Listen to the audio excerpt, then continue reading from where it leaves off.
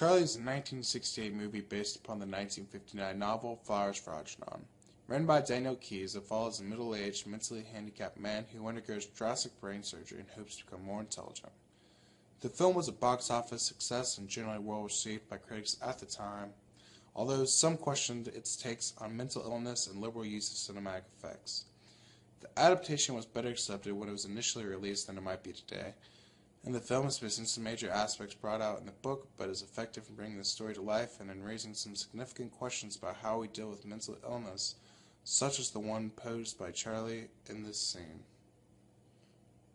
Questions? Yeah, I was wondering why people that would never dream of laughing at a blind or a crippled man will laugh at a moron.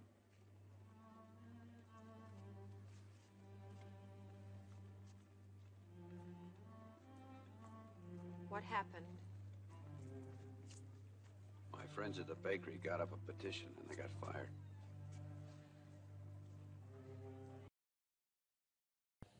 Charlie Gordon, played by Cliff Robertson, is an adult man with a cognitive disability. Robertson and several of the other major actors were praised for their work in the film, which was honored at the 40th National Board of Review Awards, received a Hugo Award nomination, and received several Academy Award nominations. Robertson, for his effective work in portraying the intellectual rise and fall of Charlie, received the Academy Award for Best Actor. At the beginning of the film, Charlie plays on the playground with children and goes to school at night. He works in a bakery where his friends and co-workers often tease and play pranks on him, as in this affecting scene.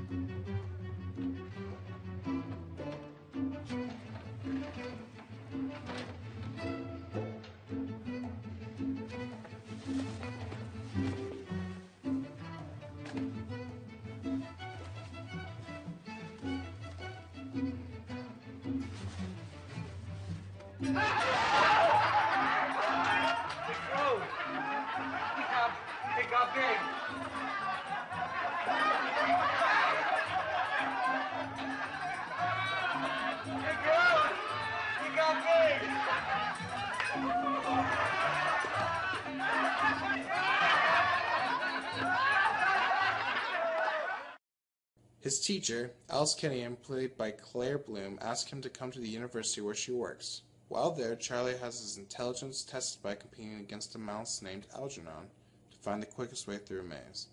Algernon wins, and Charlie is disappointed. Alice drives Charlie back to his apartment, where she explains that Algernon had received a special operation to make him smarter. She tells Charlie he can have the same operation. That mouse you raised today. Yeah, that Algernon. He was very special. He had an operation.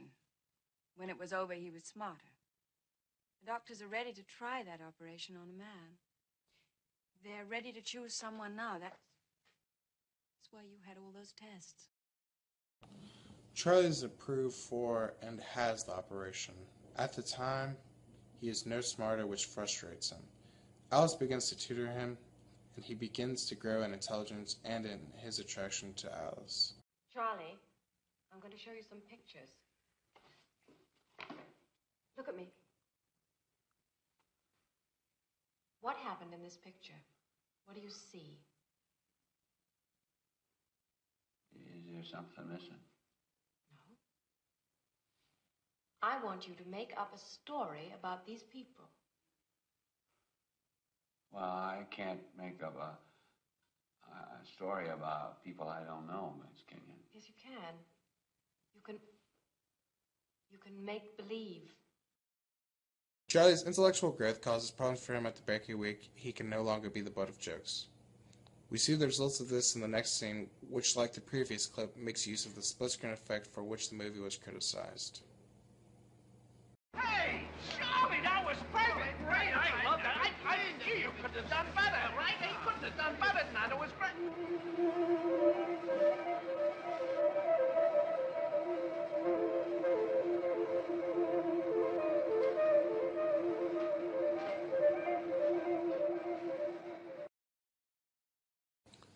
Critics Roger Ebert and Morris Ralph Although praising several aspects of the film panned the director's heavy-handed use of effects.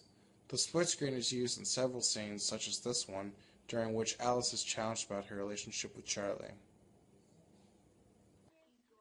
You seem tense. Is it that important for you to resign from this project? I gave you my reasons. Which I must reject. You're a psychologist. You know that Charlie has made a transference and at this point is completely dependent upon you. Yes? He is involved with you emotionally. That's normal, isn't it? Yes. And you are involved with him emotionally? Why do you ask that? I am engaged, you know. Oh, I met your fiancé. Very charming. How long have you been engaged? I'll stay until the convention, Doctor. Charlie's mental abilities outstrip his emotional maturity, an issue that comes to peak when he sexually assaults Alice. After she fights him off, she calls him a stupid moron, which sets him off on a reckless spree. In the next long clip, the director chooses to portray this phase of Charlie's life through what film critic Vincent Canby called op montage.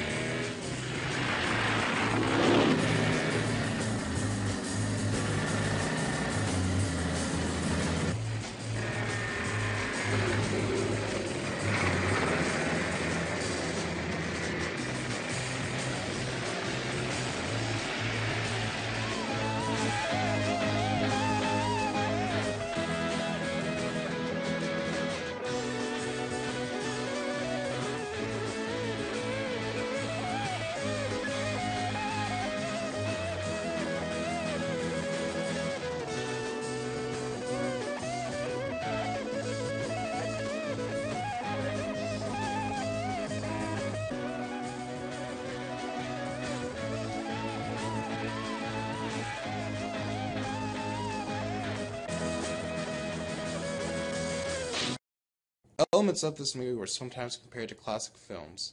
Charlie's Dangerous Innocence was compared to that of Frankenstein's monster, and the unbalanced romance between Charlie and Alice drew comparison to King Kong. In this clip, another example of split screen, Charlie arrives back home where Alice is awaiting for him. Saw your cycle outside.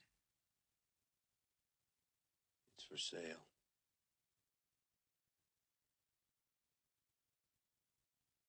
What did you learn?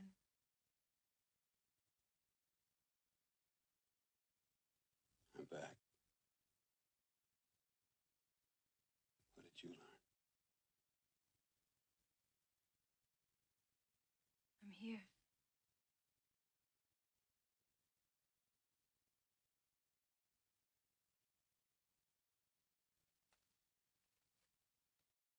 Charlie and Alice go on vacation and plan to get married. Along with the researchers from the university, they present the Algernon-Gordon effect. Charlie, with his observation of Algernon, realizes that the effect is only temporary. While at a bar, he sees a busboy with a disability being laughed at.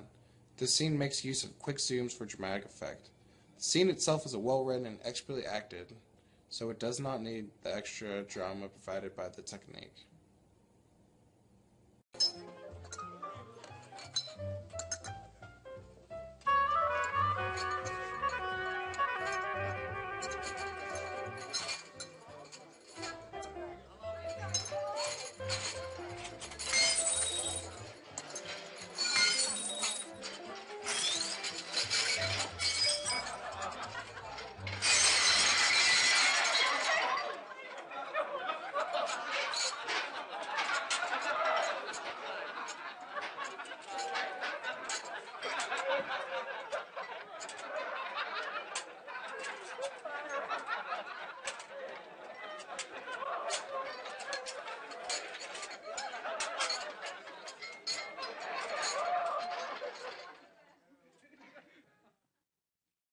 Charlie offers to use his superior intelligence to help the researchers find a more permanent fix. Another criticism made by Roger Ebert is that the science behind the operation and the attempts to preserve its effect is not well explained. Of course, this is science fiction, so no real procedure actually exists, but the explanation should be reasonable enough to preserve the audience's willingness to suspend their disbelief in the possibility of the science. The next scene uses mixed phony-looking computers and scientific gibberish to portray Charlie working on his own cure. Consider the human brain as an information processing system of several parts. The cortical surface consisting of distributed logic arrays, various multidirectional buses, and distributed converters for converting synaptic memory to DNA storage. One area for investigation is the doctor's hypotheses that the mind can be permanently improved through surgery and enzyme enrichment, thereby utilizing unused portions of the brain. Can you program that? That's a little vague, Mr. Gordon. Could you give me more detailed specs? Well, it correlates to what we've already programmed with DNA conversion. I see. Can we use the same system? Right, just change the variables. Is mental improvement temporary because it lacks appropriate DNA conversion, because of storage limitation which tends to overload and gradually disables the repaired area? Any combination of those factors. Run it. Many of the film's excess can be attributed to the time period in which it was made. Despite the movie's weaknesses, the story, the characters, and the acting is effective. The book should be considered for a new version because many of the issues it raises, such as the ethical use of science and society's attitudes towards those who are different, are important today as they were in 1968. This next and final clip shows Charlie waiting alone on a street corner after his friends had tricked him into standing there until the first snow came.